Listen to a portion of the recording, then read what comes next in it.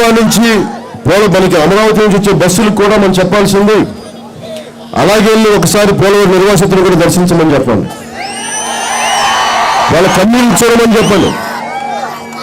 7 లక్షల ఎకరాలు సాగునీరు కావాలి, ఆ రైతుకు తెలియాలి.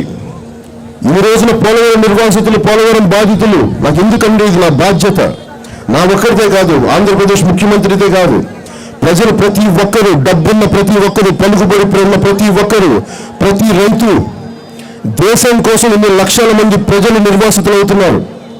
వారందరినీ ఆదుకోవాల్సిన ఆంధ్రప్రదేశ్లో ఉన్న ప్రతి ఒక్కరి మీద ఉంది. ఏ ఒక్కరిది కాదు, అందరి మీద ఉంది. ముఖ్యమంత్రి గారి మీద మరింత కొన్నంత బాధ్యత ఉంది. మీరు పోలవరం ప్రాజెక్ట్ ఫినిష్ చేయండి, మాకేం అభ్యంతరం లేదు, మీరు ఇవ్వండి, అభ్యంతరం లేదు. కానీ దాంట్లో భాగంగా నిర్వాసితులు కూడా న్యాయం చేయకపోతే, పరిహారం రాకపోతే ఇచ్చామని చేతులు దులుపుకుంటే సరిపోదు. నేను ఒక కోరుకుంటుంది కూడా, నేను సభలో కూడా చెప్పాను, ఒక టాస్క్ ఫోర్స్ నియమించండి, నిర్వాసితులు న్యాయం జరిపేలా చేయండి. ఇవి జరగనప్పుడు ముఖ్యమంత్రిగా చేయకపోతే నేను కూడా ఏం చేస్తాను, నేను కూడా ఒక ప్రత్యేకమైన పోలవరం నిర్వాసితులను పరిరక్షించే ఒక కమిటీని, ఒక పోరాట కమిటీని జనసేన తరపుంచి నేను కూడా తయారు చేస్తాను. ఇక్కడి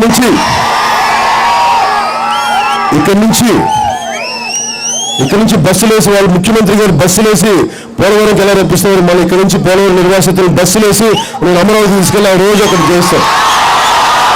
అందుకని ముఖ్యమంత్రి గారికి సమయం ఇస్తున్నాను.